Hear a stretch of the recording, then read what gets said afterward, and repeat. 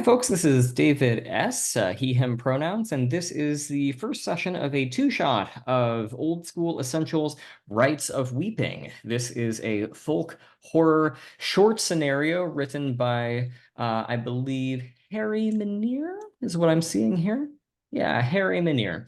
This is going to be part of the Open Hearth Gaming Calendar. This is a small kind of gaming community where folks can sign up for any kind of role-playing game, usually of the more indie variety. You can join games. There is a Discord and a Patreon that you can sign up for that gets you priority access to games. It's a good time. So if you have any interest after having watched this, then feel free to sign up. But with that said, let's go ahead and introduce ourselves. Like I said, my name is David, he, him pronouns. I have played a fair chunk of OSE in the past. Have not run this adventure yet before, so this is going to be a little bit of a touch and go. I have to kind of look things up as I run it kind of game, but I'm looking forward to it. I'm going to go in the reverse character keeper order, and if everyone would just briefly introduce themselves, short overview of their character, and then we will get going. So I will start with Donna. Yeah, thanks, David. My name is Donna. My pronouns are he, him. I've not played a huge amount of OSR games at all, really. White Box and a couple of adjacent stuff like Desanction and, a handful of other games like this, but never Old School Essentials. Um, my character's name is Nixell Metgard. He is a dwarf. Um, sees himself as an archetypical dwarf in dwarfiness, hates being on a boat. I would love to get onto dry land or underneath dry land, if that's an option. Obviously, that will not come to bite him in the ass at all. Um, has been lucky enough to hire a retainer for this expedition, name of Torvin, who seems like a very loyal fellow. Uh, you know, I guess second level fighter is how we're sketching in his details. As yet, a bit of a tabula rasa. We have no idea what he's like. Fabulous. Thank you very much. Brandon. Hi, Brandon, she, they pronouns, and this is my first OSE game. I'm watching a bunch of it, so I'm very excited to play Lennart Turnip-Warden, cleric of Cross, the god of fertility and turnips, resident cranky old man. Fabulous. Thank you very much. And last but not least, Aaron. My name is Aaron, he, him. I have not played OSE before, so this is new to me. But my character's name is Professor Oston Misthill. He is a halfling ex-professor of human literature.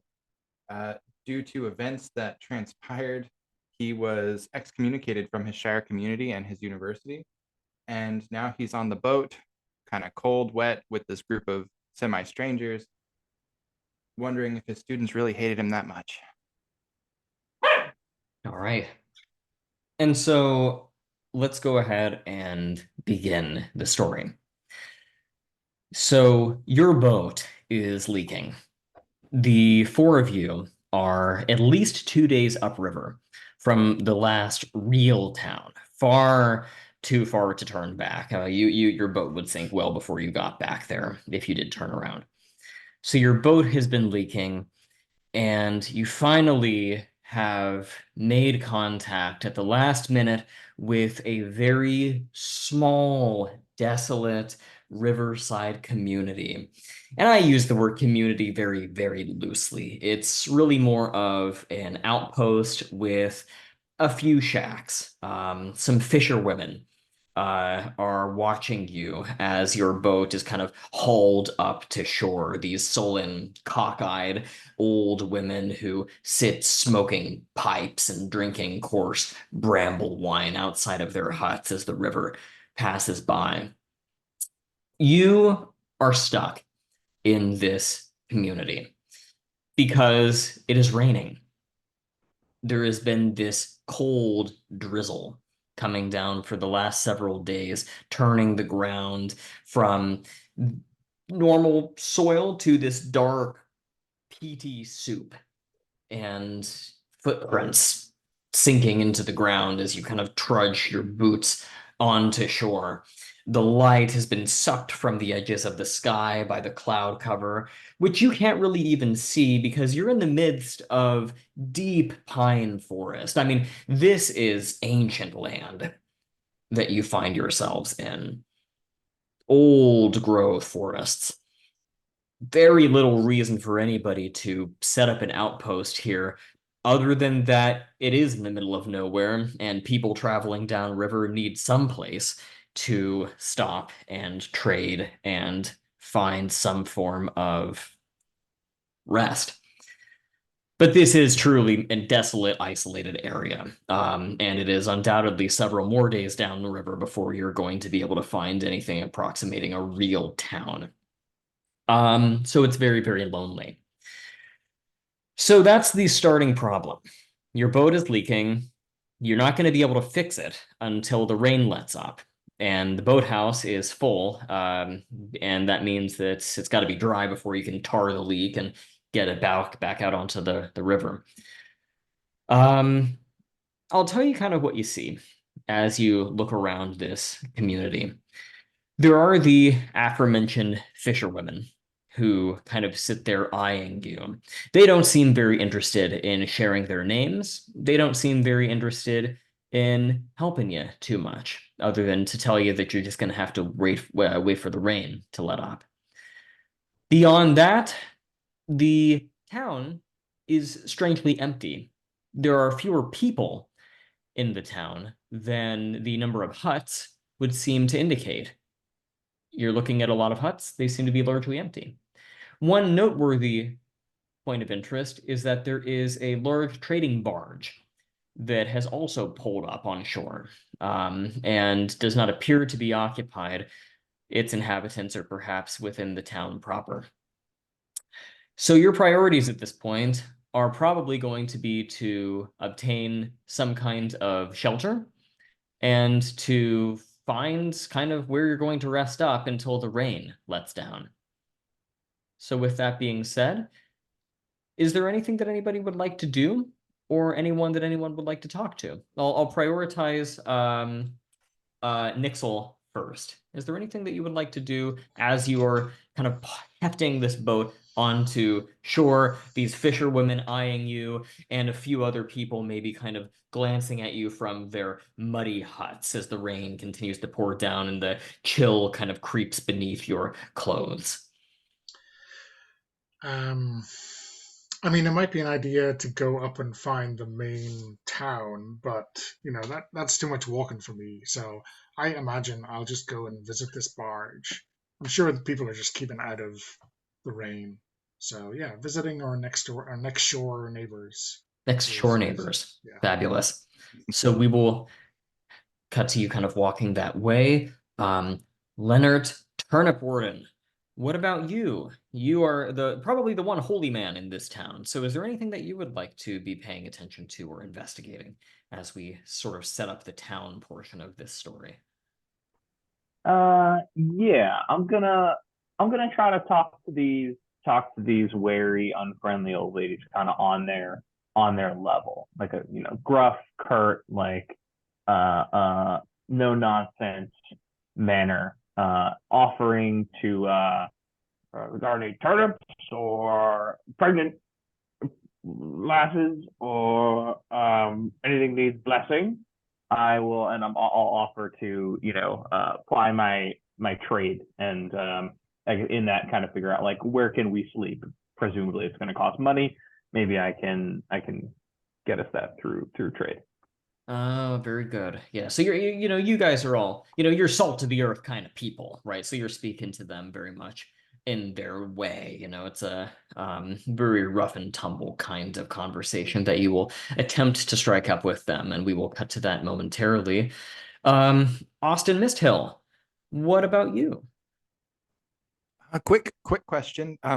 Our group, are we all just on the same like ferry, or have we traveled together purposefully? Well, it is just you 3 plus the retainer on your boat. Yeah, I assume that you are I guess what you might call an adventuring crew. I mean, you kind of have prior contact with each other. Maybe you have done some odd jobs together and gotten some profit out of it, but most of it was probably sacrificed to upkeep. But you know each other and kind of work together, and there's nobody else other than you four on this boat that's leaking. Okay. Yeah. So Austin is very short, and the boat is probably filling up with water a little bit, and it's maybe at everyone's feet to their ankles. It's getting up to my knees. So I'm very excited to clamber over the side and find anything dry. I'm just miserable down here in the rain, and every puddle is like a little lake I have to jump over. So this is just not a fun time. I'm gonna kind of follow along. I don't have any desire to talk to the fisherwomen. I'm just head down, but I'll stay close to the group. Sure. Well, if you have no interest in the fisherwomen, then I'm going to suggest that maybe you are approached by a kind of young man in sort of a stained smock. He's very apparently nervous, and he's going to approach you as you kind of heft yourself out of this human-sized boat. So you probably do have to kind of climb over the top of it, whereas everyone else is a bit more able to step over it. He will approach you first and introduce himself in kind of a nervous sort of way. His eyes very dark. It doesn't look like he's slept very well lately. And he'll kind of look over and see Nixell kind of going towards the barge, Lennart going up to the fisherwomen, and he'll kind of look at you and he'll sort of scratch his face and he'll say, good day. Sorry, my name is Gottmar. I'm the interim headman of the community. May we help you? Your boat appears to have taken on a bit of water, huh? And he forces a laugh. Oh, yes. Thank you, young man. I guess I could use some guidance towards the nearest dry place. Well, what we've got here is a hut. I suppose you might stay in. There's nothing, of course, like an inn here. So we have a hut that you might stay in. It's that way, and he'll kind of point, and you'll see that these huts are, again, leaky, crooked. They've kind of shifted in the mud, ramshackle kind of habitations. They all have a lantern hung over the door that you might light kind of at nighttime for visibility. There's a hut over there you could stay in. It's got the two river trader girls staying in it, but they the beggars can't be choosers. If you'd like, I can kind of walk you that way. And he kind of looks at your short stature. You need me to help you carry anything? He kind of fishes through his pockets and literally doesn't have a coin to his name, and he says, well, this hut, is it a place that I can stay for free? Well, yeah, for the time being, there's I notice you've got a good set of blades that you all carry with you. There's a job I might interest you in if you have the time, as long as it's raining still. Here, let me get you out of the rain. We'll talk, and he'll kind of take you along to the hut if you will permit him to do so. Yeah, I'll just kind of sigh, but the hut is within eyesight of the barge, so I will kind of trot along while also looking back towards where my people I know are. Sure. We'll cut over to Lennart Turnip-Warden. You get to the barge, and it's a big trading barge. I mean, it's the kind of thing that a river folk would drive around. It's a river boat, and it's got a whole bunch of kind of covered gear with tarps over it, tied down, weighed down. I mean, it's not easy stuff to steal. But it's big. Most of it is cargo. And as you kind of approach it, or actually, I'm sorry, Lennart, you were talking to the fisherwomen, right? I'm sorry, I messed that up. It's Nixell, you're the one who's going to the barge. Yeah. So I'm going to actually cut to Nixell. That's what you're going to see over at the barge, and we'll cut back to Lennart. Nixell, you're going to hear a voice over your shoulder, the sound of a young woman, and she mutters, "What are you doing?" And as you look over your shoulder, you see two dark-haired young women with thin, angular features. They are dressed in wet weather gear, these cotton cloaks that have been waxed to keep the rain off. They have these broad hats over very bright patterned homespun clothes, both of them with long knives strapped to their boots. One of them has asked you in a rather accusatory tone, "What are you doing?" This your boat? "That is our boat." Oh, well, then I'm coming to see you. "What about? You have something you might care to trade?" Oh, well, we're looking to fix our boat. We've sprung a leak. Well, I regret to inform you that you're not going anywhere in this weather, though I suppose if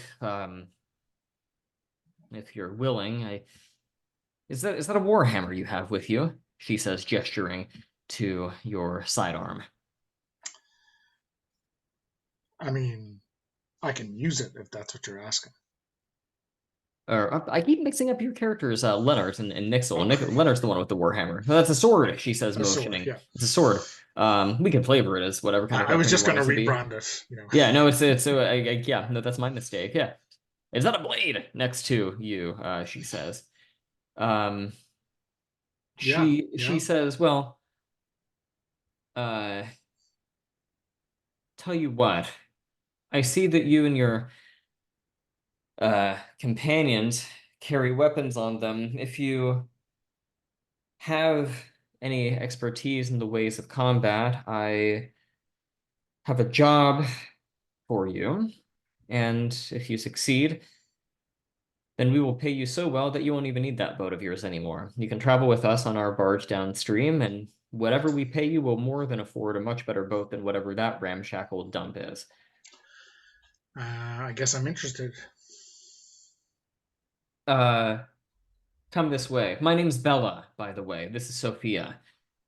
And she sort of gestures over to her companion. They introduce themselves as sisters, Okay. Bella and Sophia.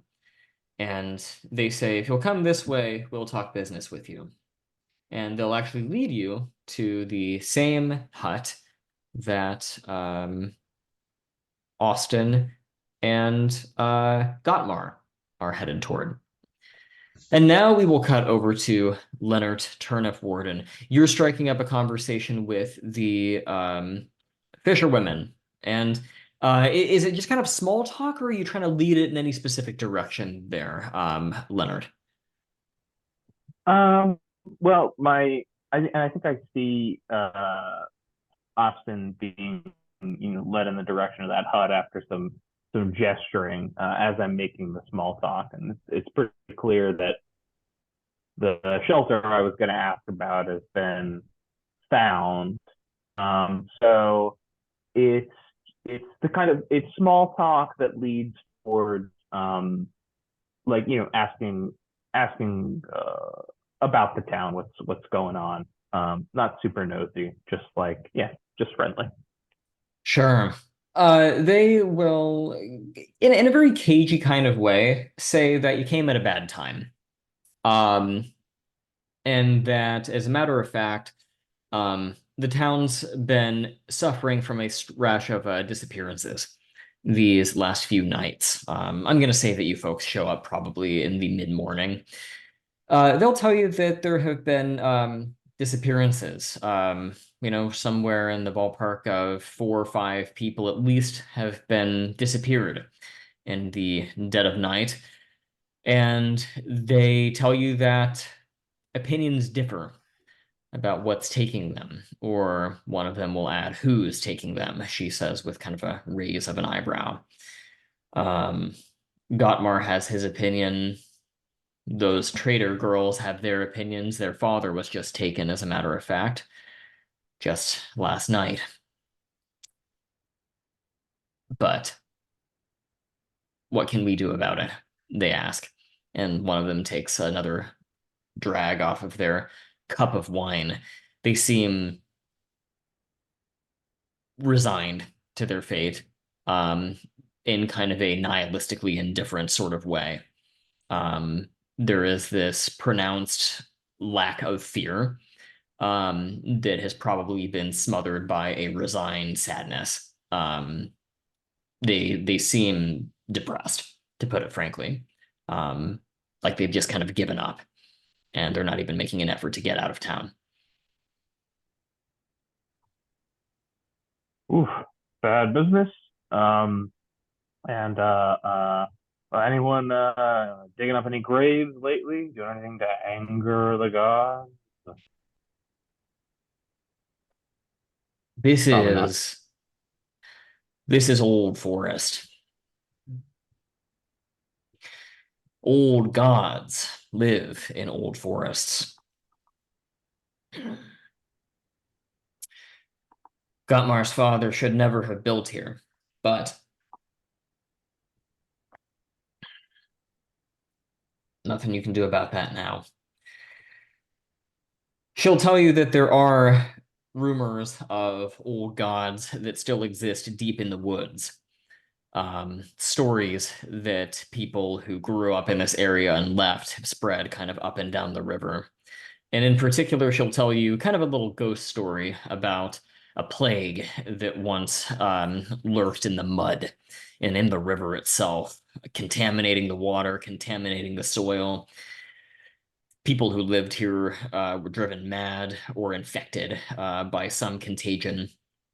And the old town before Gottmar's father built here again, collapsing under the weight of hideous plague, people stinking like lepers and suffering from disease, horrible, bile emerging from every orifice, wounds that turn putrid. This is the kind of land, the kind of blood that has seeped into this very land. And I'm sorry that you're here.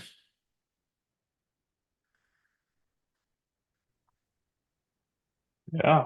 Well, me too now. Well, I hope it's just bandits, and perhaps we can do something about it. Let me go wring this rain out of my beard and have a think. Yes.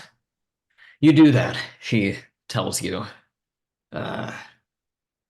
If you've need of a fish, we have some. And that's more or less all she can offer you is just the few fish that they've caught out of the river, which is slowly rising as the rain continues to pour down. As a side note, real quick, yes. did we like pull our boat onto the dock or something, or did we just abandon that to the water? It's been pulled kind of onto the muddy shore. Okay. It's far up enough on the bank that it's not going anywhere, but there's nowhere to store it. The boathouse is full, so it's just going to sit there getting increasingly wet until the rain stops, at which point you'll have to dry it out and then tar the leak and let that dry, and then you'll be able to get it back on the road. It is leaking. I just didn't want it to wash away. It won't. I assume we pulled it up and like turned it upside down, for example. Exactly. With the water like you did. Right. So I'm going to say that we're going to cut over to Oston Misthill and Nixell. Lennart, just are you headed in their direction, or is there any kind of other materials or things that you want to do before we cut over to the rest of the group? I'll take one of their fish with thanks. I won't take all of their fish. Also like a sad fish, I guess, in the inventory, because we need food. And and we're gonna help these people probably. And yeah, it doesn't seem like there's anything much catching my interest, and my old bones and beard are wet and cold. So I'll head in the direction of Austin and the guy. Sure. So we'll do a little bit of talking with Austin, Nixell, Bella, Sophia, and Gottmar. The lot of you have all kind of piled into this crooked, leaky hut. And, Lennart, you're going to arrive momentarily. As you all enter, Gottmar, the interim headman, is going to kind of stand before you and tell you that the town's run into a peck of trouble lately.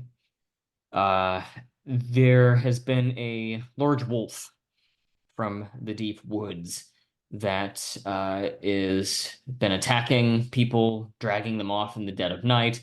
No one has seen it, but I mean, other than wolves, there's nothing else here in the woods. And as long as a lot of you are here, we are happy to pay you handsomely 100 gold for the three of you, between the three of you, for its pelt. And he's really trying to sell you on trying to head off into the woods to kill a wolf. And I will say that, Nixell, you see Bella and Sophia begin to glare at him as he makes mention of a wolf. They look angry. So how many people has this wolf taken? I'm supposed to roll for that, actually. Let me just see Okay. here. Let's just see here. 3 so far. 3 over the last 3 nights? Yes, 1 per night. So far they have taken my own father, Ostmek, the headman, the Karnitzi sisters, Bella and Sophia. They have unfortunately lost their father, Ivan, and there has been a third fisherman named Theodoros, who was taken 3 nights ago. That's a hungry wolf.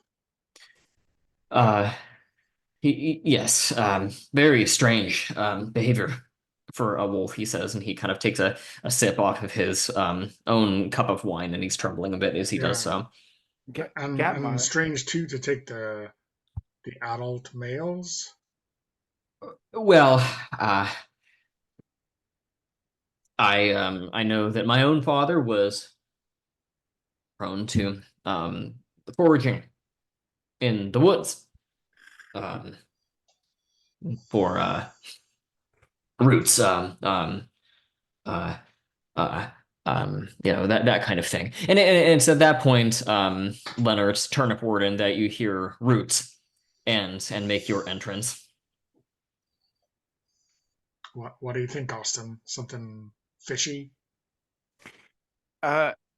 Question about the game. Is there something akin to like an insight check? Normally you just kind of figure that out through role play. If you, I'm going to say That's that cool. if you want to try to kind of get a read on them, you can make like a wisdom check, I suppose, but really it's going to be mostly role play it out organically. Okay, I'm fine with that. So, Gatmar, I'm curious. You are insistent that it is a wolf, but that no one has seen it. How do we know it's a wolf? Bella is going to speak up finally, and she says, "It's no wolf. I've seen it. And this man's trying to lie to you. Whatever that thing was no wolf. It was some big, fast thing, with yellow eyes. It stank like a leper colony. It was no common wolf. and she dresses Gottmar down pretty aggressively. For being the interim lead of the town, he is sort of just allowing this young woman to dress him down and accuse him of lying, essentially. And he just sort of says with kind of a trembling voice, "That is what they claim. We have never seen anything. I've never seen anything. I've lived here a long time. I've never seen anything of that nature. But after all, there are legends. But they are legends." And Bella will mutter under her breath, "Legends. Truths, perhaps, not legends." Austin, what do you make of that? I would turn to Bella, and maybe I missed this, but I would say, excuse me, ma'am, what is your station or position here at the town? Are you... My what do you sister and do I here? are traders. We're river folk Trader who, women, gotcha. yes, we don't live here. We have arrived a day ago, and stopped for the evening. So you saw this last night? I did. Gottmar says he claims to have seen it last night. Claims to. I did see it last night. Bella will tell you. Where tell me about this. Where did you see it? Where were you guys out in the woods at night? Is that what happened, or was it in town? It was last night, well after dark. My father heard something outside. We were in this very hut. Gulp. He says, "Well, that's strange. What is that? It sounds like it's near us. There shouldn't be anybody out there." He goes out, and I hear him gasp and fall. I took my blade, rushed out of the hut, and saw him. And as it drug him into the woods, I screamed and called out. He didn't answer back. And by the time anyone came out to help, they were deep in the forest, long gone. The tracks are still right there. You can see them yourself. We should check that out. Who was taken before your father? I might kind of look back at Gatmar again. That would be my father, Gottmar says. And how long ago was that? The night before that one. And then the fisherman? The night before that one. So 3 nights in a row. What are the odds it'll be 4? 100 gold pieces for the pelt.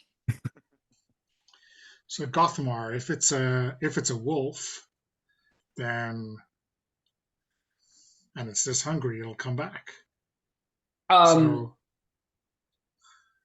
So how about we stake you out? It's only a wolf. 3 warriors can't help but defeat a wolf. I don't object to that option. I'll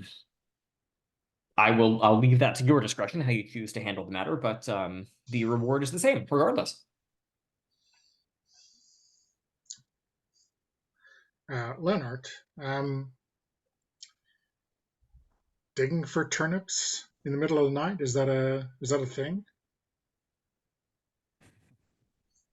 Digging for turnips in the middle of the night in the rain. Famously poor conditions for turnip digging.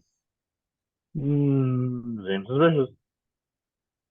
Particularly given the reputation of this town that I've heard about, what with the doom that befell the previous one.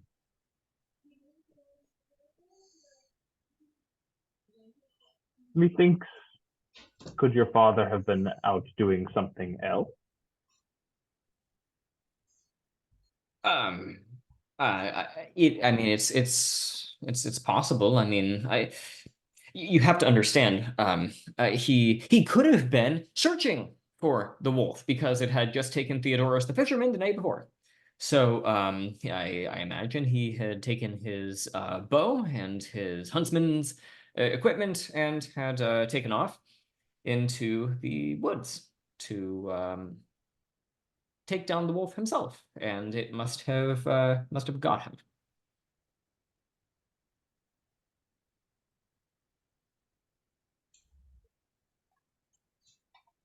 Did your father bring you on any hunting expeditions during your life? Oh, Any favorite trails that we could stalk along? there is there are some hunting trails, yes, that go very far back into the forest. There's some game animals out back that way if you choose to take them that way. And Bella will again say, the tracks are right out there, Godmar. Godmar says, sure, yes, you could follow those even. You know, maybe they've washed out by now, but you can always check. But yes, I have a little experience with a bow. Not enough that I would be able to hunt a wolf, but I'm sorry, what was the question again? Trails and tracks. Yes, we Where have. I can certainly show you those if you need those, yes. Well, let's go find this thing. Really quick, I have a question. The fisherman that was taken, did he have any family here? Was there anyone surviving him? No. He was older man. His wife died of some illness some several years back. Yeah. Was there signs of him, or did he just disappear? Like he wasn't there the next day? Just disappeared. Mm. Well, and same with your father. It just disappeared. No signs of like a struggle or blood or anything found. Um, yes, I'm afraid so. So they could still be alive potentially. Well, I mean, a wolf wouldn't take prisoners. No, I don't imagine so. Uh, just curious. Bella reminds you all that it is definitely not a wolf. I find myself siding with her. Um, well, if there are no further questions, Gottmar will say, why don't I kind of walk you kind of through what we have as far as hunting trails are concerned, and you may make of that what you will. We still have a fair amount of daylight left, don't we? Question, Gathmar. Like this may be kind of a crass question. Did you would be relieved to find that your father is still alive, correct? I mean, you seem to have written him off if he just kind of disappeared in the night Well, I certainly for hope 3 he's days, 2 days. I certainly hope he's alive, but there are no bandits. There are no no one lives here except us. I mean, and had he been taken prisoner, we would have received some sort of ransom notice by now, I'm sure. Okay. I'm done with my question. Is there anything that anybody else would like to do before we kind of skip ahead to the next scene? Gottmar will kind of walk you through what the exterior of the town looks like. Okay. So then Gottmar will kind of take you out back into the rain. Bella will walk out with you, Sophia trailing behind her, and Gottmar will kind of point you in the direction of various hunting trails that go back into these old woods. I mean, you can see, some hundreds of feet back before it just all turns into an inky darkness. Visibility in those woods is terrible, to be frank with you.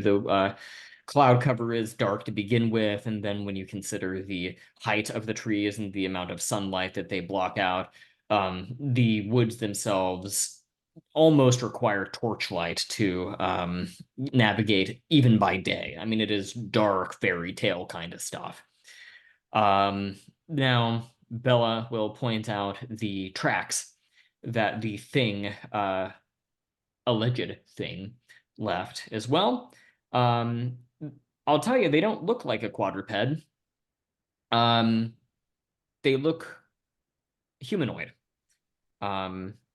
It's impossible to say whether it was wearing footwear or was barefoot based upon the amount of mud that has seeped into them and the rainwater that's collected in the tracks, but you can see tracks and you can see signs of maybe where a person was thrown to the ground or fell. Kind of a divot in the mud.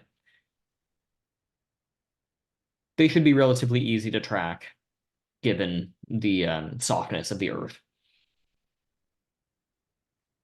Is it it's a rainy night, so I guess it's cloudy. I was gonna say, is it like a bright night? Like, is there like a lot of moonlight? But I guess if it's raining, it probably not. Well, it's currently still kind of mid-morning to midday. But it's a dark day. I mean, Oh, I had my timeline wrong then. Okay. yeah, no, it's daytime. very, very cloudy, very, very overcast. Now, if you were to go deep into the woods, it would become quite dark, probably low light at the very minimum.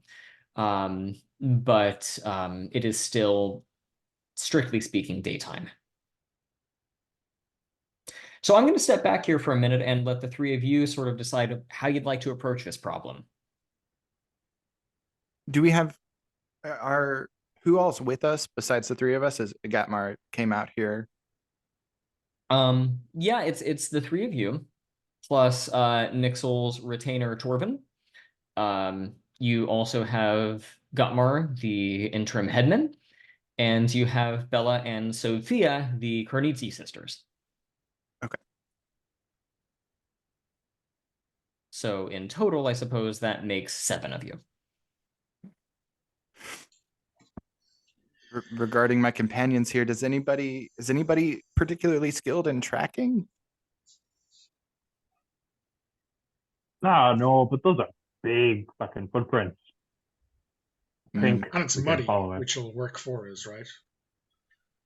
The trail at first glance looks very easy to follow. Yes.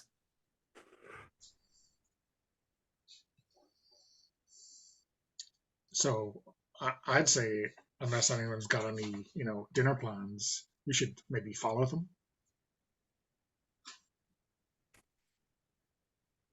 What about second breakfast? Okay, sorry.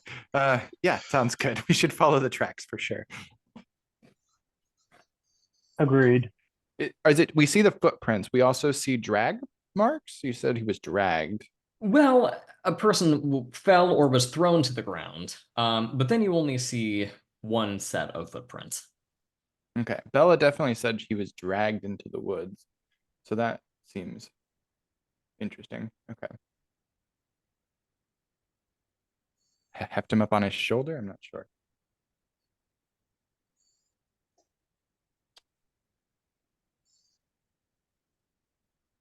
So then, will we say that the lot of you will go into the woods then? Is that kind of the game plan? You 3 plus your retainer?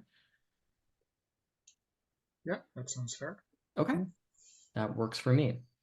And it's going to be kind of mid-morning. How far are you willing to march into the woods before you decide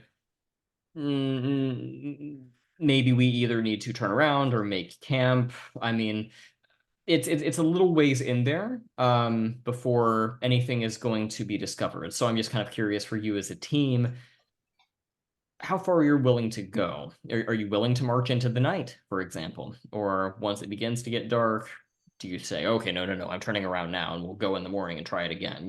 What's your approach there? And it's currently midday, you said? Mid-morning, you know, mid-morning. probably maybe 11 o'clock in the morning. So realistically, you have maybe 7 hours until nightfall. Sorry, so maybe there's something we should have pinned down before we left. Was there a specific time of the night when this attack happened? Dead of night. Okay. Yeah.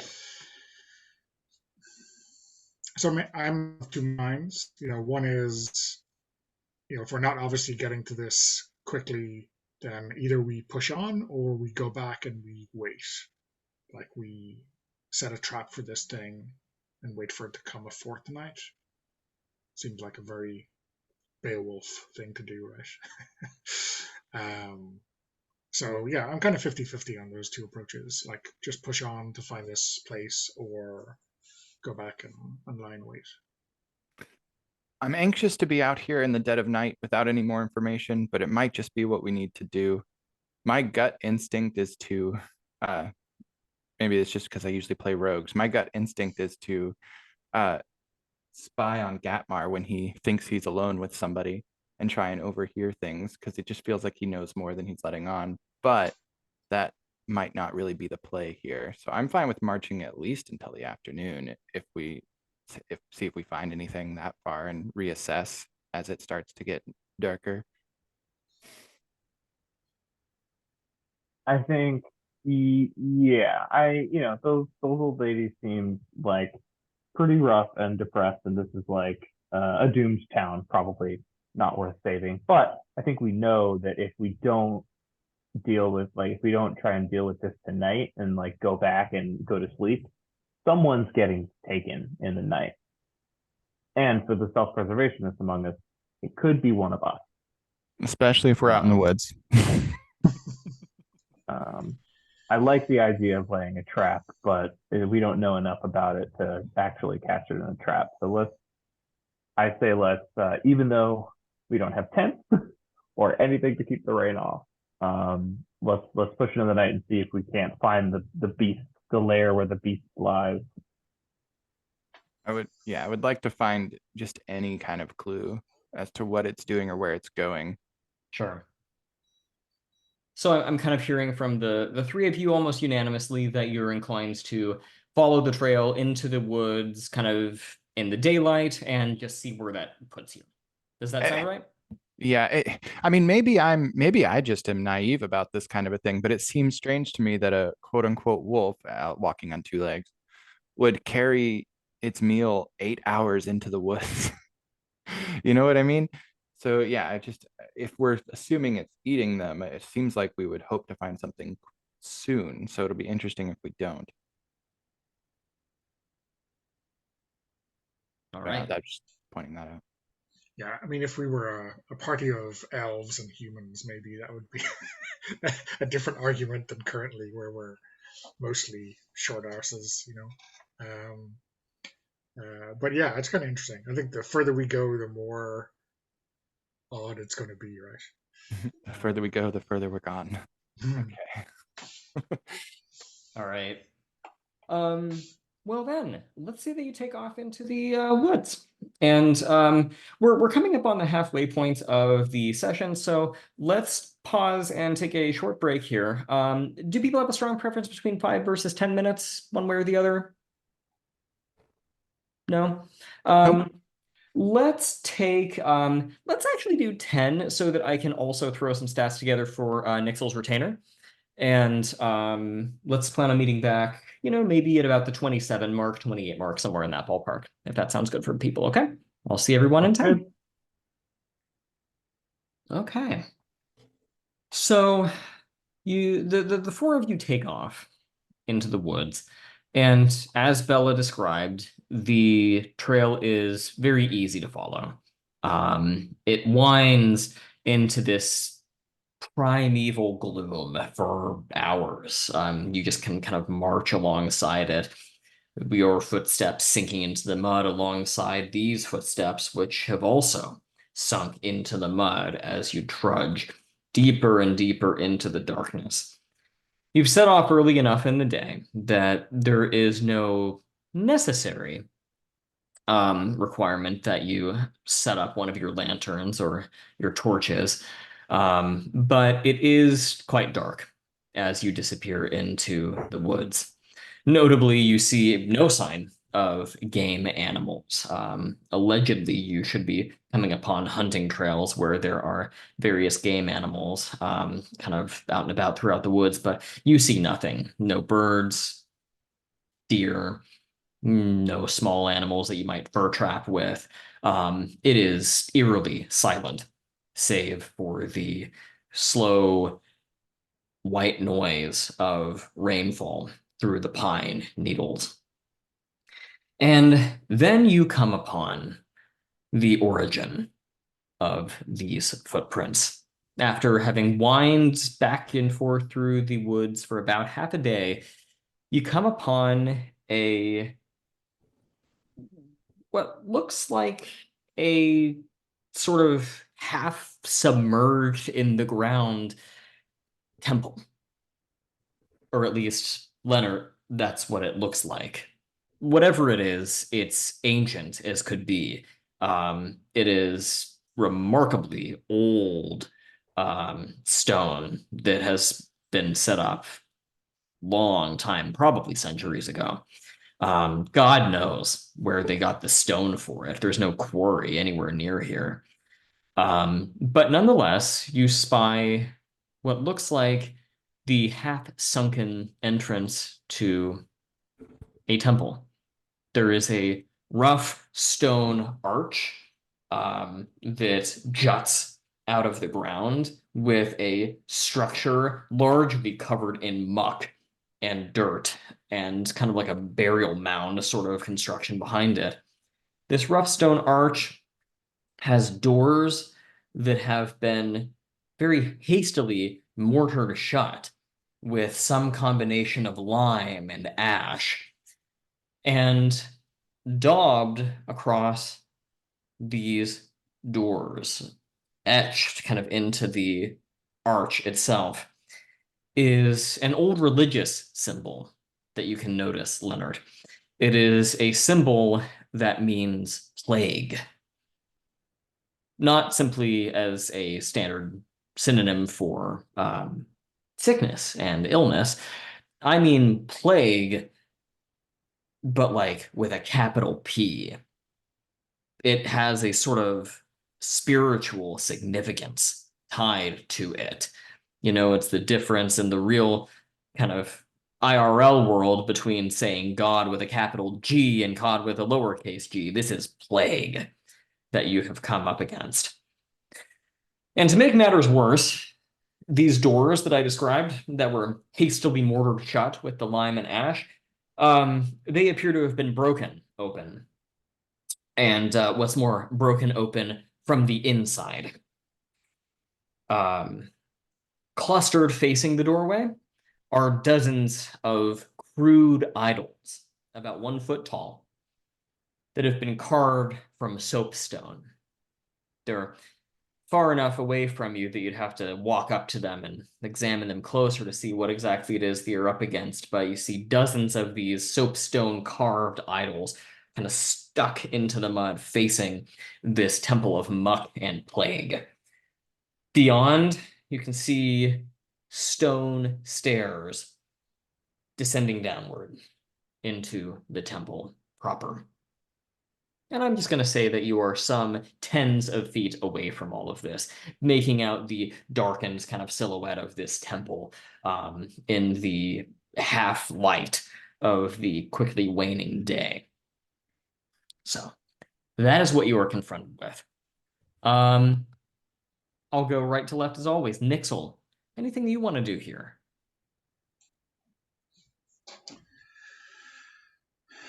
Yeah, I think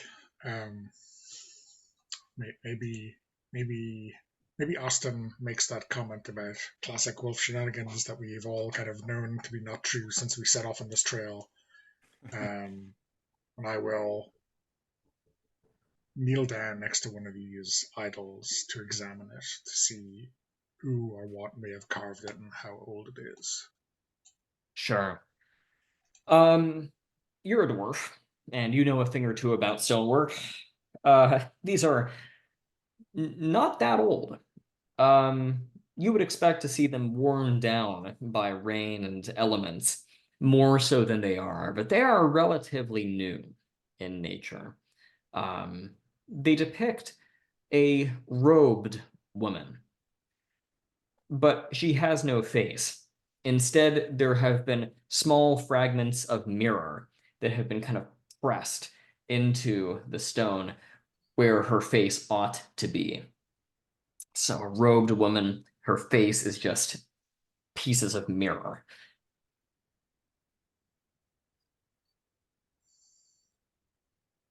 Lennart, is there anything you'd like to do?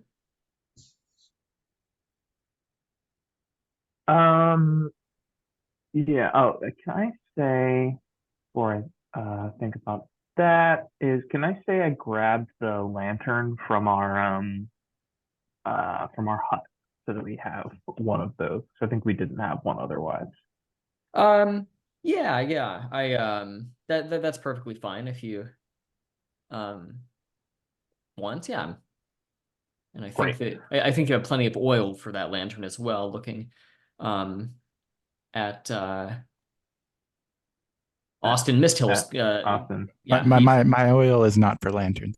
you've but- got Well, we've got a lantern and some torches in case. And okay, yeah, I would like to look around and see are there any other like disturbances or entrances around, and like, or the footprints just going this way and there's nowhere else. Like, is this the only entrance to the temple? the footprints walk straight up to the entrance. And as a matter of fact, as long as you're looking around there, you can also see footprints of a similar size emerging from the temple. So I won't say that it is the only entrance, but it is the entrance that seems to be of use. Yeah, I would look around for maybe like for other entrances in that case, just in case, 'cause, like, Yeah, you can spend as much time as you want looking around. We can kind of decide upon that. Just if this were dungeoneering, the rules are that you can search 10 square feet of a room in a dungeon in about 10 minutes. So you could spend potentially hours looking around the mound entirely. But if you want, you can do more of a just kind of cursory inspection, looking around to see if there is some hidden entrance, that kind of thing. Just think about how long you're willing to search for. Oston Misthill, what about you? Is there anything you'd like to check out or do? Not sure. I don't have much knowledge of religion. My current theory is we've got wolf-like depiction, bipedal footprints, religious symbol of a female with like mirrors, so like reflection based. I'm getting like moon vibes, and a plague with a capital P. I'm leaning towards lycanthropy. But other than just kind of musing about that, I'm not sure what to do without going inside, which is not something I'm keen to do by myself. So I am happy to assist how I can. I can try and learn what I can from the doorway itself, like it was metered together, something broke out from the outside. But I don't know if any kind of religious iconography would stand out to me or not. I have Sure. a kind of low intelligence for a professor. I'll leave it to the three of you now if you want to engage in kind of a collective discussion as a party about how you'd like to proceed. I mean, people with common sense might run from this big plague symbol on the top of this door, but we're adventurers. Common sense has is not welcome here. So I'd be inclined to, figure out if obviously this thing is going in and out, so maybe it's not trapped, but hey, I'm entering a strange dungeon. I would check for traps.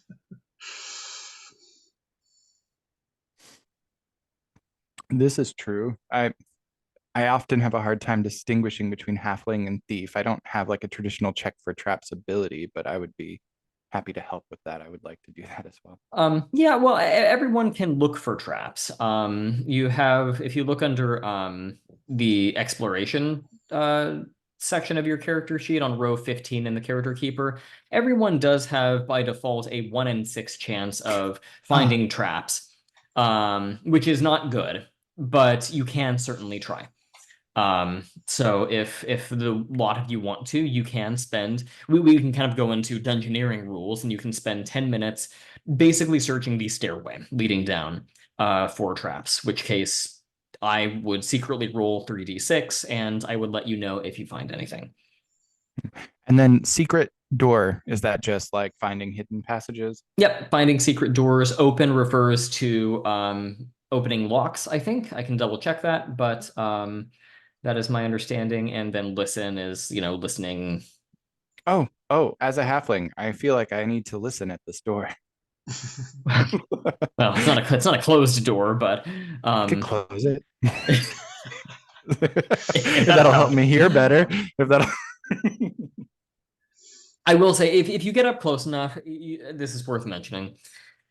The stairs descend deep into the earth, but only by about 15 feet, kind of a downward slant, about 45 degrees. They go down about 15 feet to a room that has features you can't really discern from the top of the stairs, but it is filled, this room, with flickering candlelight. Something was lighting candles down at the bottom of these stairs, and assumedly recently, unless the candles just burned for a long time. Leonard, by the way, you can have oil for the lantern if you like, by the way. That's fine. I'll take a flash. Okay. Fine. Yeah, so I think maybe we want to make sure that this stairwell isn't trapped for the unwitting. Okay. Now it says under my class features, I have a 2 in 6 chance of detecting non-magical room traps when searching. So perfect. So you have a 2 in 6 chance instead of a 1 in 6. Yeah. Okay. Let me do some rolls real quick here. Yeah, so you guys are gonna spend probably about 10 minutes or so kind of looking over the stairwell, and you don't find anything.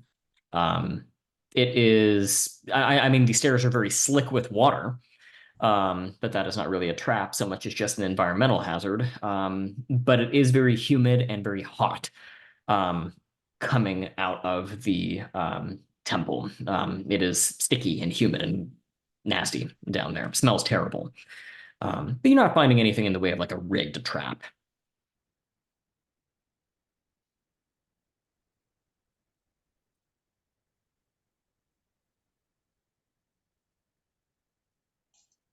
I'm thinking I'll lead the way. I have infravision, so I'm gonna load my crossbow and slowly make my way to this candlelit room. Sure. And who, well, I mean, I guess we should maybe determine a marching order of some kind. This particular stairwell is 10 feet wide. So you can do 1 column or 2 columns. But I just kind of want to know especially who is leading and who is in the back. I prefer to be in the middle, as it gives me the best opportunity to have obscured vision for hiding, and I guess I can't sneak attack, but for hiding. Sure. Yeah, I'll take the back, and then I guess in the middle as well. Maybe can be Nixell's retainer with the who will be carrying the lantern, but it's not lit because it doesn't need to be yet. Doesn't need to be yet. That sounds fine. So you descend these stairs, and you find yourself in a relatively small stone room. It is probably, I'm gonna pull up my map here. It's about, if you're looking at 5-foot squares, it's about 7 squares wide and about 4 squares tall. So relatively small room. There is there are 2 points of entry to and from the room in addition to the stairwell you just descended. On your left, there is another 10-foot staircase, that 10-foot wide staircase that descends downward.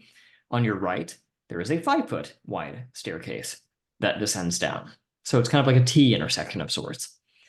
Now, as for the room itself, it is filled with hundreds, and I mean hundreds, of candles, which cover the floor, and they are crammed into nooks and niches all along the walls. About a quarter of them have already gone out. The rest seem to be struggling a little bit in the damp. Water drips from the wet stonework and from the ceiling. Everything is caked in mold. The entire room stinks of sweet, moldy rot and petrichor. Notably, there are several niches, little alcoves all throughout the room that are filled with cloth bundles, and in some of these niches, skulls, slick, wet skulls. On visual inspection, all of them have various coins, gold coins inserted into their eye sockets. That's what you'll notice upon first inspection.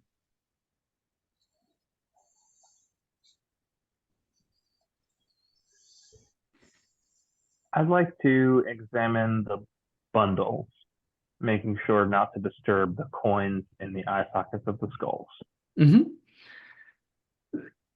Almost all of the bundles contain bound collections of bone. You know, they are wrapped in cloth, but it's bones, basically. In one of them, because you specified you were looking through, you will find a flint and tinder. So you have that as a means of lighting fires if needed. Because you are a cleric, I will tell you that this is a very strange mix architecturally between temple and tomb. You're not really sure if this is a place of worship or a burial ground, or worst case of all, both. Nixell or Austin, would either of you like to investigate anything? I missed. Is there another exit / entrance to this area? Yeah, there are 2. You came down the stairs, entering this temple tomb, and you have 2 choices of exits that are immediately visible to you. One is a 10-foot wide staircase leading downward on your left, and the other is a 5-foot wide staircase leading down on your right. 10-foot wide and 5-foot wide. Were we able to judge a size based on those footprints? Like, I know we said humanoid. Do we have any kind of knowledge of, I don't know how to in-game describe size category? Yeah, I mean, they're average human. Okay. Did they look like human footprints, or did they have like claws? You know, like claws or hooves or anything like that. Yeah. You know, you can't really tell based upon just looking at them. The outlines have been kind of eroded away by the rain, and the footprints themselves are pretty much full all the way with water that has dripped down from the sky. Are there muddy footprints inside the temple tomb? Ooh, good question. I'm gonna say yes. But they go in both directions. Sometimes they go down to the left, sometimes they go down to the right. And there's no indication of like they go into the left and out of the right? I will say they go down and up both staircases.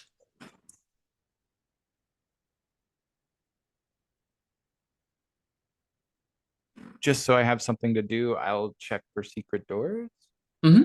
What you would do is you would actually kind of describe how you are searching.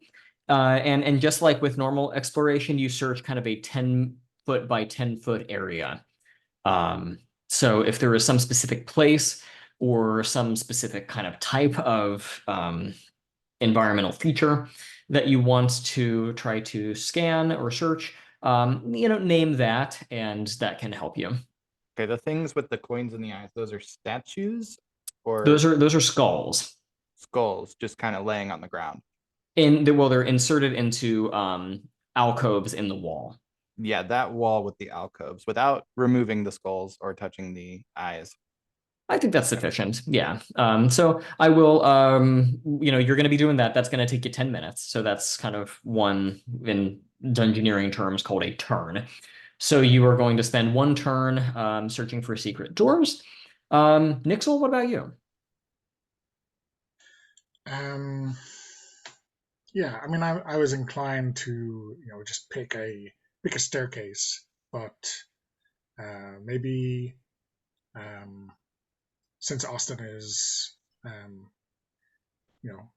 putting his hand into places that I would definitely not, I'm going to sit on the top step on the wide staircase and just kind of peer into the darkness and just wait for something horrible to happen behind me.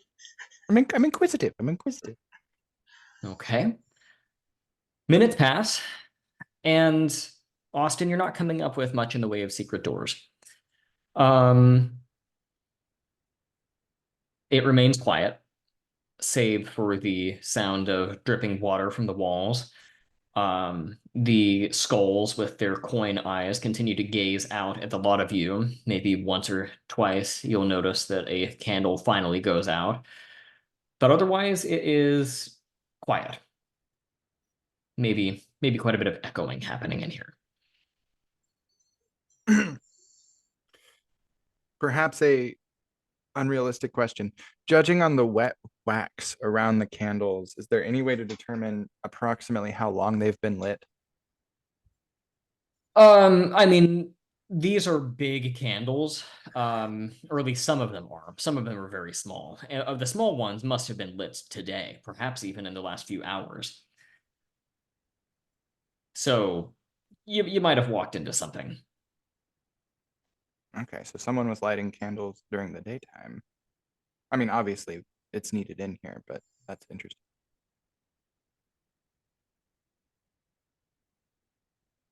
What was Lennart doing?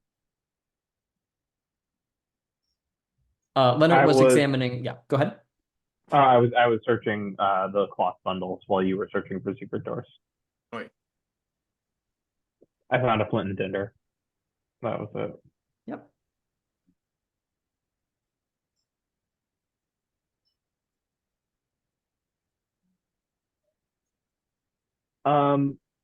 Does Nixell feel any Nixell, did you look at down both of the staircases when you were deciding to go down?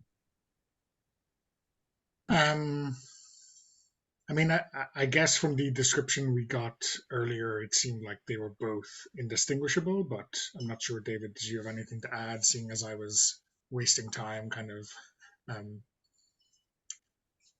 hanging around on top of one?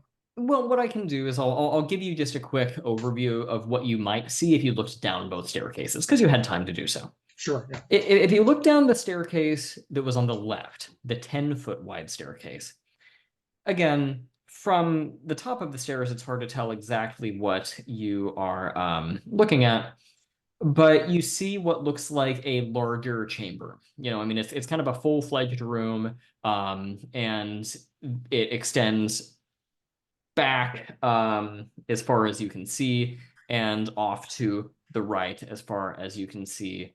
You might be able to see what looks like some more niches along maybe one of the walls, but they look tall. Rather than inserting a skull, it looks like something bigger might be in those. And that's kind of what you're able to see from the top of the 10-foot wide staircase. Now, the one on the right is easier to describe. You look down, and it goes down probably about 15 feet or so before terminating in a landing that then turns off to the left. And of course, you'd have to go down to the landing to see what's down there. Are there candles in these auxiliary rooms as well? I am not seeing that here, no. So it just gets dark when we leave this room. Yes. Is there any difference in like the air coming up from either one of them? And you mentioned there was like warm, humid air coming up from here, which is weird for a sunken tomb. But I was wondering if like one of them was warm, one of them was cold, or if they both were like that. I will tell you that the 5-foot staircase with the landing, there's no difference in temperature, but I will say that it stinks like something festering and rotten. You don't get quite that bad of a scent from the left staircase, the 10-foot wide one.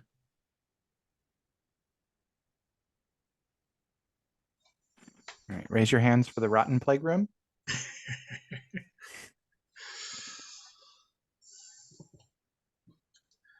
I think we're all in favor of turning left here, right?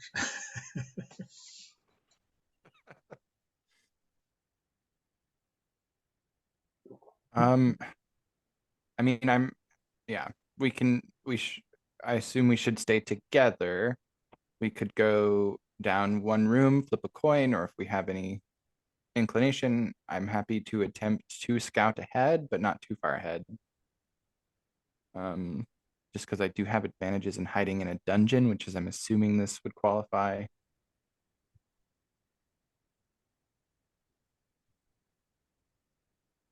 I'm sorry if I missed something. Was there a question there where you kind of just It says I have a 2 in 6 chance of hiding if I'm motionless in a dungeon.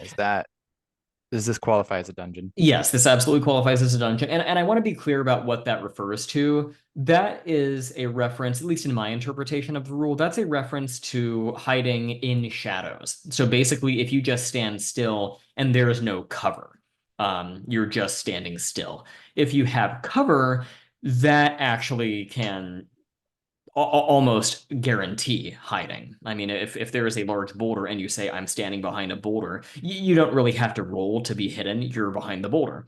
What that 2 and 6 is referring to is if you have no cover and you're just standing in a corner, standing really still, trying not to be seen. No, it's just the story of my life, honestly. Yeah. So, that's the way I adjudicate that rule. Any strong inclinations one way or another? You mentioned the left one. Is that the stench one? Right one is smelly, and you can't see what's at the bottom of it because there's the landing. Left one is less smelly, and you can see the bottom of it. And left is the 5 foot? 10 foot. 10 foot, okay. Yeah. So close and cramped and smells of rotten flesh, or wide and open and less smelly. I mean, we'll probably end up going into the terrible place later, but let's at least pretend that we care about our lives. Okay. care about our lives for a while. Agreed. Agreed. Let's take the wide one. Are you maintaining the same marching order? No one's saying no. Yeah, and we'll light the lantern because there's no candles down there. Yeah, you can go ahead and light the lantern. Who is holding it? That's important. I think we suggest Torvin is holding it. Sure. Torvin can hold it in one hand and maybe brandish a sword in the other. Yeah. The lantern's going to get you about 30 feet of light. It will make it virtually impossible for you to surprise anyone if you need to make a surprise attack, but you can see, which is probably more important. Is it a 360 lantern or like a shaded lantern? I will say that it's, I think it's a 360. I don't think it's a bullseye lantern. Okay. Yeah. But, that's kind of what you're working with. And as you descend, let me see what you got here. So the air as you descend down here, it doesn't have the rotten smell to it. But what it does have the scent of is, again, this is something that Lennart, you might be familiar with as a cleric. It has the scent of embalming fluid, something that you might use in the preparation of a body. It's very caustic, though. It's this sour kind of scent. There's a lot of embalming fluid, lots of bodies that have been prepared in this particular room. There is this kind of caustic iron scent of blood that enters your nostrils as you descend, and the light from your lantern is going to be reflected aggressively back at you as you all walk in. Your eyes are kind of like, oh my goodness, you have to sort of blink a few times, because as you look around, you will observe that there is a mass of, let me just double check here kind of what we're looking at. Yeah, you'll observe this mass of murals that are all set into the wall. They all contain depictions of a woman in a long robe, and again, mirrors set into the wall in place of a face. In addition to that, you'll also notice several burial niches. These are not just skulls, these are full-length kind of corpses set into the wall. They appear to have been hastily carved, almost dug out of the wall. At first glance, you can see that they are dressed in moldy monk robes. Some of them have missing limbs. Many of them have flesh that has been eroded by something beyond just passage of time. You'd have to kind of investigate more to see. You can tell, though, that they, at first inspection, all of them, just like the skulls, have gold coins covering their eyes. There is, finally, at the north end of the room, which is at your right, yet another stairway leading downward. This one is 5 feet, and it descends 10 feet down. So, Nixell, you're leading the way, so I'm going to give you first dibs on what you want to do. Yeah, I mean, I guess maybe circle to get a fuller view of this room, but really there's not much for us here as far as I can reckon. And I mean, both long sides of this wall are covered in these catacomb niches, right? Yes, it's pretty much all 4 walls have alternating niches and murals of this woman with mirrors for a face.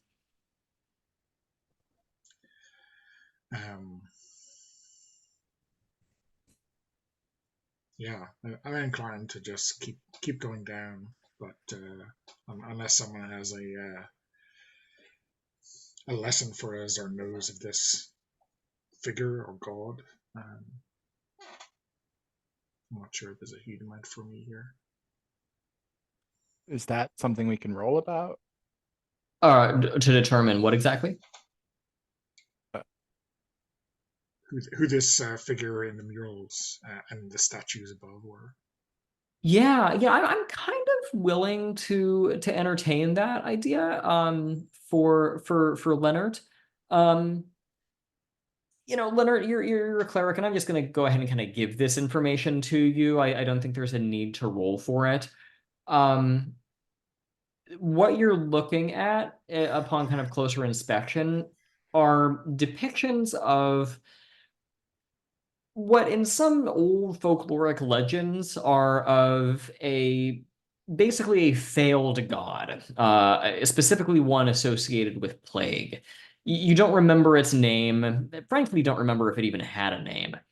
But some time ago, there were tales of a god thing, almost a demigod, something that tried to assume divine power and failed rather pathetically.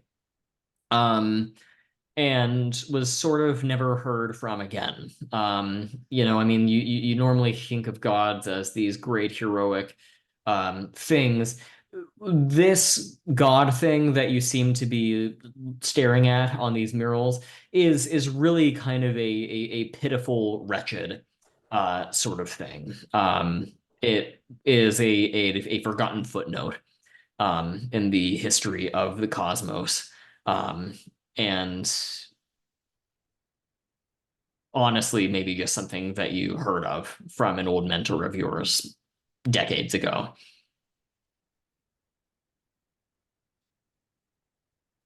All right, I'll relay that information to the party. And before we leave, I just want to look and confirm the additional decay you mentioned on the corpse. Does that kind of look like, what I was like?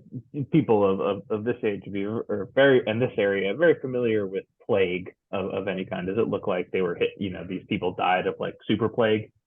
If you go up to one of the corpses and really take a look at it, I'll say that all of this kind of searching around extends maybe another 10 minutes of a turn, kind of like investigating the murals and looking at the bodies and so forth. It takes another 10 minutes, but you're able to identify that the bodies that have been interred in the burial niches here, they all have either missing limbs or eroded flesh, all of which are kind of signs of an intense and violent leprosy.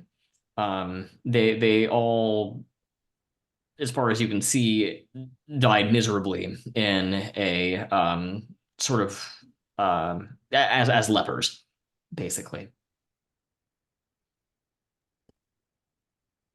Rough.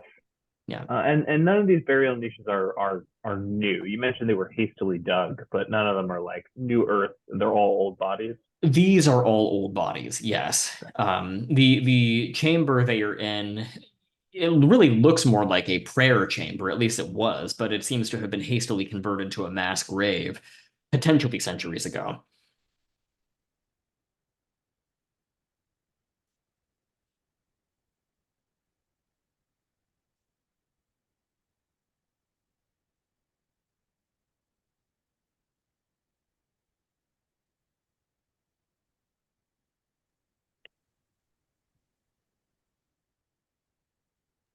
Do the depictions on the wall, um, is there like a particular story they seem to be telling? Like, is this the temple of some people who, survived the fall of this plague god and were happy about it? Or is it the temple of people who worship the plague god and, we're like have all these pictures about how cool they were? More of the latter. Okay. This seems to be. I mean, the murals are less telling a story and more like Byzantine icons. They're the sort of thing that you might kneel in submission before and pray as you open your mind to the intrusion of whatever this otherwise, like I said, forgotten, wretched god thing, whatever influence it might possess. This might be where you might kneel before one of its water damaged murals and grow closer to it.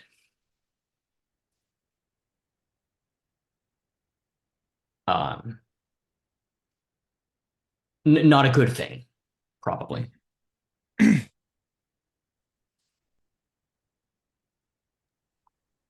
Perhaps then we should leave lest we become closer to the dread plague god. Thinking back, kind of a sidebar, sorry. Thinking back when we saw that the door had been sealed and then broken open, were we able to see discern any kind of a rough timeline? Did it look like it was sealed long ago, or was it sealed like semi-recently? Yeah, hard to tell. You're erring on the side of long ago, definitely not recently. I mean, it was not, oh, this was freshly applied. I mean, it's Okay. probably this place has been sealed up for a long time. Like aged about to the same degree everything else is, not like just a couple hundred years. It's all pretty ancient, primeval, legendary stuff. You can reasonably assume that townspeople rightfully so, if they knew about this area, would be superstitious and not dare touch it unless they were up to no good. I'm wondering if like the lepers were just sealed in, although they were buried kind of ritually, so never mind.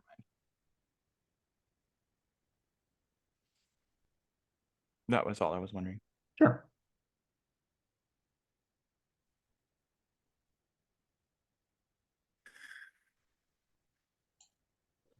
Is there anything in the center of the room? I mean, we kind of noted all the things on the outside of the room. Is it like a workstation? You said there's like embalming. Is this like where they were Well, embalmed or where they were stored? there is no embalming station here. As a matter of fact, the scent of caustic embalming fluid is even stronger if you go down the 5-foot staircase at the north side of the room, this new one that you discovered. This particular place looks like body storage. It is a mass crypt.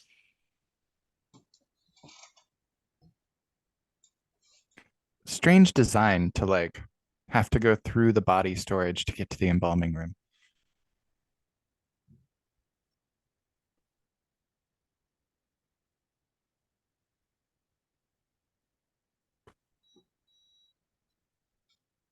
I mean, there's another stairway leading down, I guess. You could go back the way you came. There's also a stairway leading down further.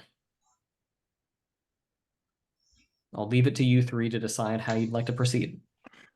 Do the muddy footprints continue down through this room? We saw them leading to the staircase. I'm assuming they don't last forever, but it's pretty muddy outside, and yes, they do continue in both directions down these stairs. that's a little recent. Puts me on edge.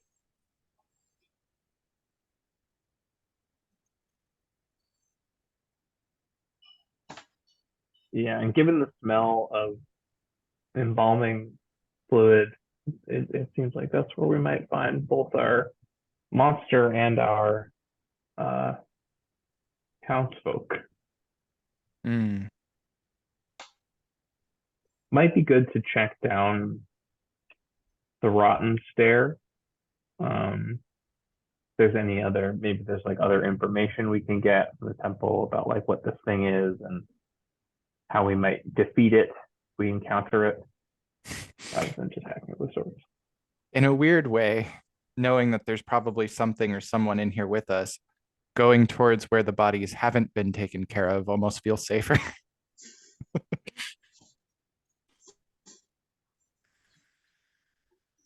Yeah, it's your guys' call.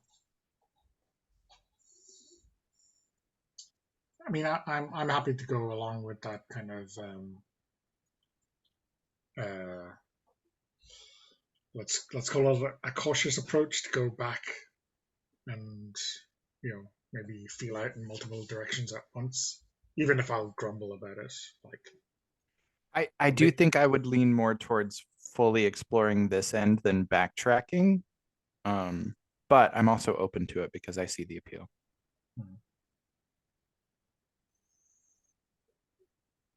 Oh yeah, if you both want to go down the stair we're in front of, that's cool too. So there goes my vote, and I think that's 3. So I'm hearing down these stairs? Further down, yeah. Further down, okay. Now these stairs are 5 feet wide, but only descend another 10 feet down. So you're just kind of going one level, one level, one level as you descend deeper and deeper into the earth. Now here is where you find something more akin to a body preparation shrine, is probably the better way of describing it. There is a workbench along the leftmost wall, which is really not so much a bench as a butcher's block made of stone. It is, by the looks of it, about 5 feet long by 10 feet wide. So a big, heavy slab of stone that is stained dark red, assumedly with blood of bodies. You notice atop the block the partially flayed remains of a monk, surrounded by various curved scalpels, saws, a knife. all very well maintained. Noticeably, the skull of this withered corpse has been removed. It lies next to the body proper, and it looks like something has been done to the skull, but you have to kind of get closer to take a look at it. Most notably, you have two exits from the room. Directly in front of you, you have, I will say, a staircase, but it's less a staircase and more of a trail. This is where the temple kind of ceases to be architectural and more like a cavern. There is this sort of cavernous trail that winds down, kind of back and forth, deeper into the dirt. It is 5 feet wide, but only barely. And it is quite humid, emerging from that humid air emerging from the cavernous entryway.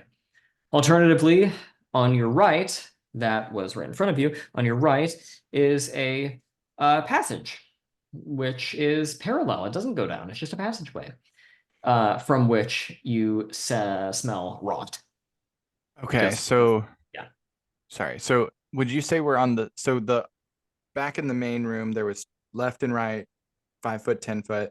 The 5 foot went down deeper. Would you say we're now on the level of that landing we saw? Let me I'm see wondering if this here. potentially links up since we can smell rot and we went down twice on the left, but you said the right went deeper than the left. Right. That's not an unreasonable guess. I mean, it's sort of hard to judge exactly how far down you are, but it's not an unreasonable guess that you are on about the same level as where the rot staircase ultimately led to. Okay, so we might be able to horseshoe back to explore that area from this side.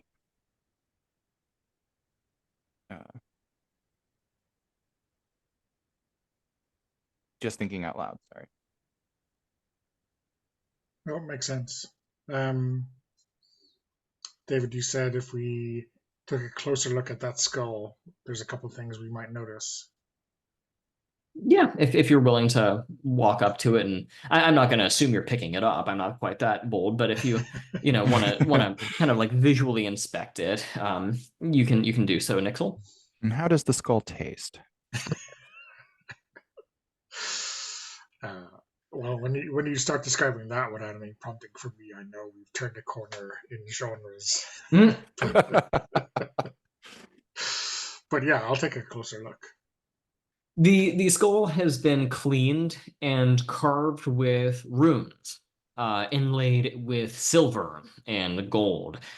The mouth of the skull, to kind of where the jaw um sort of attaches, is kind of hanging open. And the skull is kind of laid back like so with its mouth open. And there's kind of this almost expectant quality to it.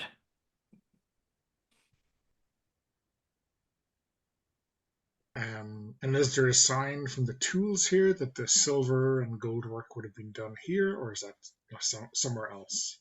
Yeah, I think that if you kind of take a look around, you'll find that there's probably some kind of tool that you would use to carve out the runes and to inlay them with the silver and golds. I mean, all of that work is probably done in this kind of preparatory.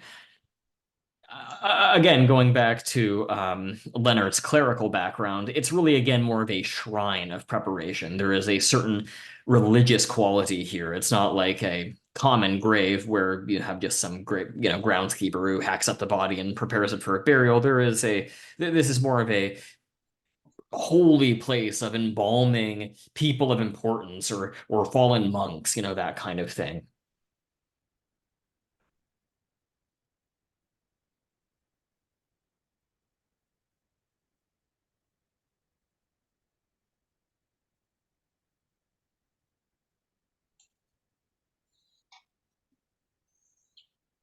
So do we think we want to go continue on this level and see where we end up? Maybe we get a sense of the full temple complex before we go into the caves. Yeah, the cave kind of feels like the earth is breathing on me. I'm not a fan. I would prefer to stay on this level for a while. Yeah, sensible. Yeah. Stupid part of me wants to pick up the skull, put something in the mouth. But I'm gonna leave that alone. I agree. We should go down the hall. Very This well. one thing, I guess, this body and the skull, are these also like rotting, or is this relatively like a fresher body? A fine question. These are newer. I mean, the only reason I can really tell you that is because if it were an ancient body, it would have been completely decomposed. But you can see that this has been, flayed and dissected, and there is perhaps still some amount of flesh and blood still, in the body, which wouldn't be the case if it were centuries old. But the skull has been meticulously like cleaned off. And the skull has been a lot of attention has been paid to the skull. Yes, the body, the rest of it has been dissected in an almost, this isn't really a perfect analogy, but an almost Egyptian kind of fashion. Almost as if it was like a mummy preparation. The body has been very meticulously stripped and mutilated and dissected in a very purposeful kind of way. This isn't like an insane person hacking it apart for their own enjoyment and amusement. There's a method to it.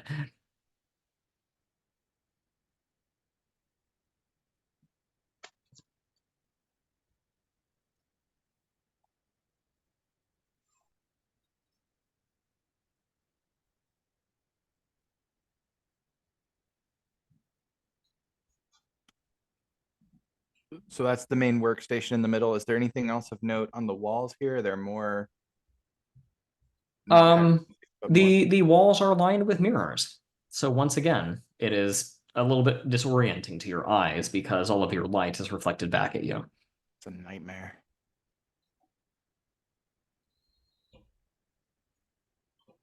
So, there's a lot of mirror symbols. I would like to acquire a mirror at some point. I don't know why, but it just seems like maybe it has some sort of protective quality. Plenty for you to take off the wall in this room if you'd like to. Is there a way for me to easily take off a chunk of mirror without like shattering anything or making too big of a show of it? You could maybe take your flint from your flint and steel and kind of chip away at the mirror. I mean, it would kind of shatter it along the border where you're chipping at it, and I would say that would extend your time spent in this room to a full turn if you wanted to do that. But you certainly can if you'd like to take off a piece of mirror of the size of your choosing. I don't think I'll spend time doing that. I'm just thinking like, why are there mirrors? Is it so that they can watch themselves do something, or is it some sort of protective feature? I don't know, but I don't have any evidence to support that. I don't know if we should waste time on it.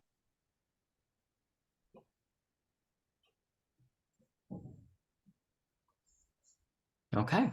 Well, again, it's back to the three of you to determine how you'd like to play this. I'll say that you spend kind of about 2.5 turns. That's about 25 minutes in the dungeon so far. How long did we have before nightfall? Oh, a number of hours. I mean, if you wanted to make it back to town before nightfall, you kind of need to go right now. But I don't know if that's what you want.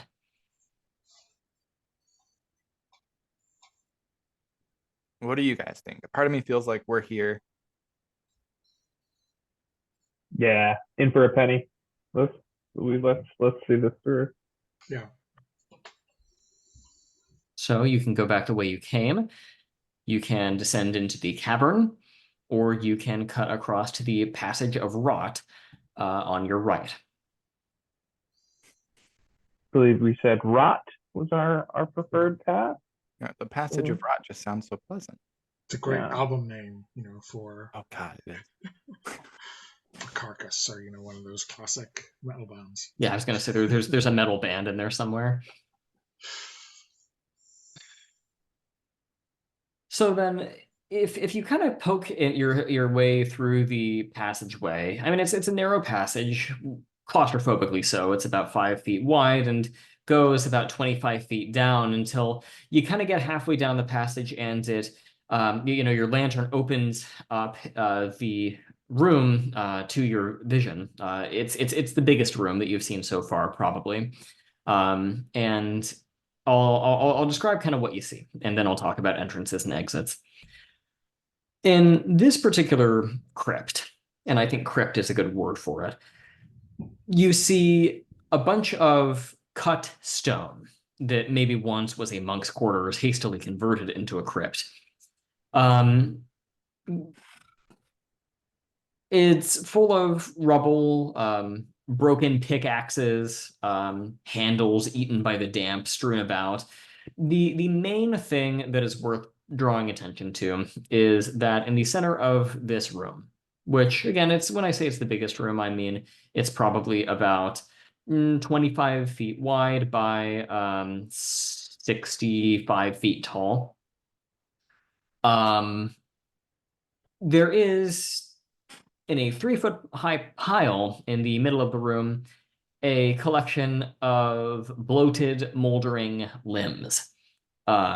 Arms, legs, hands, feet, just hacked apart extremities have all been collected into a 3-foot pile in the middle of the room. None of them appear to be attached to anything.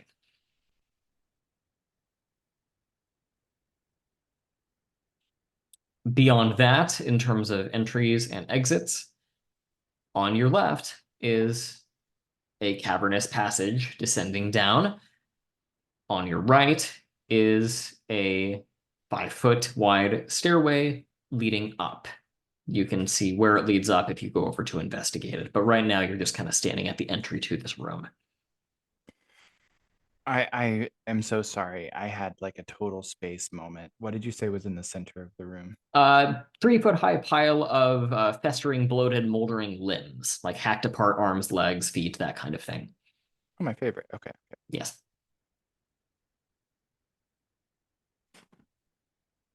Do these look like diseased limbs? Oh, yes. Okay. Yeah. No, I mean, there is a theme of plague and something akin to leprosy that kind of overhangs this entire temple. I'll kind of pull my undershirt up over my nose a little. Yeah. If our class was auditor, we might be matching these to the bodies upstairs, right? If we go over to this staircase leading up, can we see like a glimmer of light, such as we might think it's our first landing? Absolutely. And there is indeed a landing at the top of the stairs that curves off to the right. If you were standing at the top of the stairway, you could assume that you would see a landing that takes off to the left. Okay. And the only other exit was down into the caves, right? Yes. So you have two entrances into the caves. One from the Shrine of Preparation and another from this limb crypt. And is there anything else around the edges of this room? It seems kind of bizarre that this large room just has this small, relatively small pile of limbs in the center. Well, off on the far end of the room, across from where you entered, you can see that the walls have been more or less hacked apart. And it looks like they kind of tried to carve into the rock and hew it down in some way. You're a dwarf, so I'll just tell you kind of what this looks like. It basically looks like they tried to expand outward and then gave up halfway. There is rubble all over that part of the wall, and the middle part of pickaxes, the wooden handles have been rotted away long ago. But you can tell that they tried to do some amount of stonework in this area a long time ago, and it never came to fruition.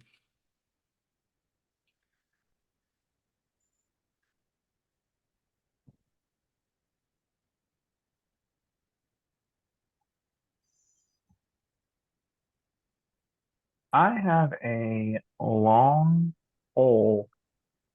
I would like to use that to inspect the pile of limbs to see if there's anything inside of it. You do have a 10-foot pole. So you're going to well, can you describe what you're going to do? Are you going to poke the limbs with your 10-foot pole, or More like, kind of stick the pole in, and shuffle around in there, see if there's the limbs all the way through, and more so like, is there anything maybe hidden in the pile that's not limbs? Oh, sure. Now, Nixell and Austin, what are you going to do? Where are you going to be as this investigation proceeds? I mean, Lennart, by definition, you have to be 10 feet away from the limb pile in order to poke around in it. Austin and Nixell, are you guys going to stand nearby? Are you going to stand back? What will you each do? Well, I had in mind to take a look at those areas in the cavern where they had stopped to see if there's anything specific. Did they just give up or run out of budget, or was there a specific reason that they stopped? Maybe structural or whatever. So a slightly different investigation. So maybe I'm oblivious to the limb. Okay. Yeah, so we can see that you're searching, maybe, or at least if left to your own devices, you would spend 10 minutes or so searching the Yeah. rubble. That sounds fair. Austin, what about you? No mirrors in this room? Let me double check. I don't think so, but let me confirm that for you. I'm not seeing anything about mirrors in this room, no. Okay, so I'm just going to step back into the shadows and observe. Yeah, just kind of walk and this way. Are you standing kind of back behind Lennart, or are you in the doorway? We're kind of, or I guess I want to know, are you in the room, or are you kind of poking your head out from the passageway that you entered from? I'm in the room, and I'll just be kind of behind Leonard, like towards the wall. Sure. I'm mostly interested in the body, in the limbs, in the limb pile, but I'm also, keeping an eye on Nixell as well. That sounds sensible. So Leonard, you're gonna get out the 10-foot pole and kind of start poking the limb pile. What basically happens here is as you start poking, you feel a tug back. And you can see that the mass of limbs is beginning to stir. It kind of has it's sort of rustling, and it's not rustling because there's something underneath of it that's emerging. Like the limbs themselves are animating. Just this pile of limbs, they're all beginning to twitch, and half of the hands are kind of starting to kind of grab onto the pole, and they're going to kind of try to pull and engulf it. Do you let go of the pole and allow them to engulf it, or are you going to try to pull back?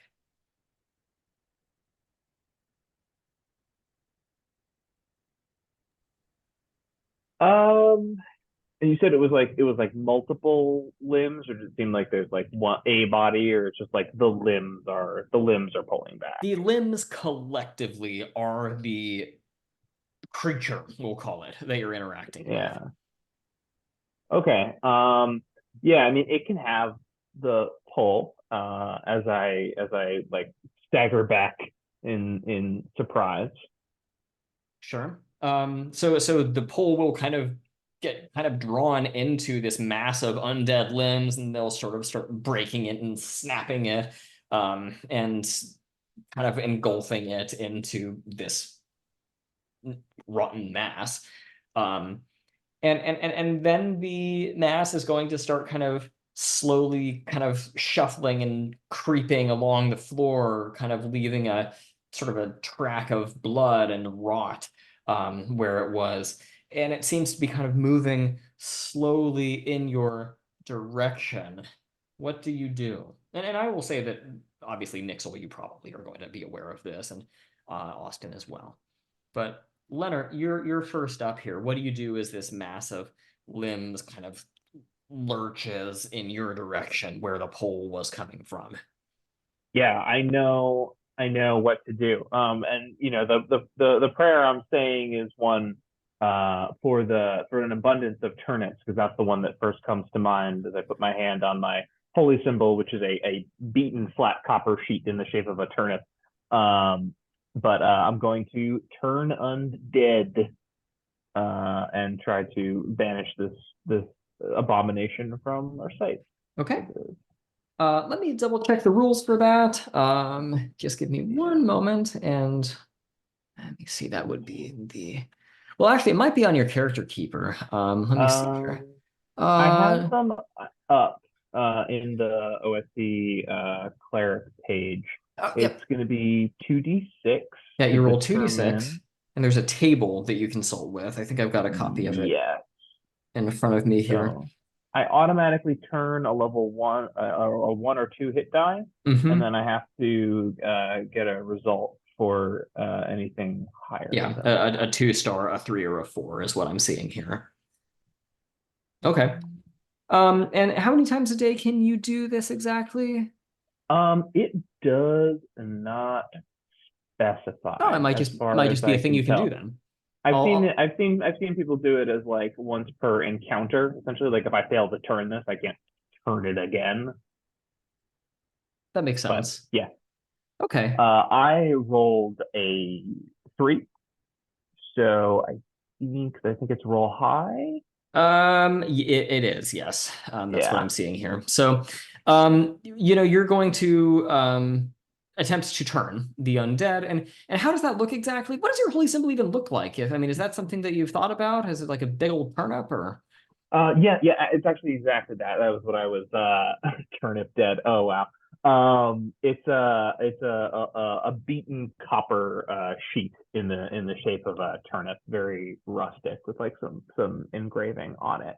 And the prayer is just kind of like bringing my hand to it, and the power comes out as a turn undead because it's the intent, but the words are literally just like a folk prayer for abundance of turnips. And I imagine that doesn't work, and I am afeared. Sure. But let me know. Yeah, no, that sounds sensible. I think that the sound of you calling and making this proclamation is going to definitely kind of key them into your position and lock them into your position. And I think that the mass of limbs is going to basically try to approach you and engulf you. That being said, I think this also is a very good place to end on a cliffhanger, which I am always nervous about, because I've noticed that ending on a cliffhanger has this really miraculous way of making it so that people aren't able to make it to the next session. But I think it's a good place to end things, because I think if we played this encounter out, it would take us well past our time, and we only have 20 minutes left anyway. So are people comfortable with going ahead and pausing here and starting up the final session of the 2-shots with this encounter, which may or may not end up being a combat encounter? That's up to you guys. But I feel like it's best to start with that next time. Diplomacy seems like the way to go. Yeah. Can we parlay with the limb pile? Maybe it speaks sign language. All right. Start with a handshake, see where we get from there. Good. All right, folks, I will go ahead and end the recording here. Let's end with, kind of a quick debrief, start and wishes kind of thing. But I will end the recording here.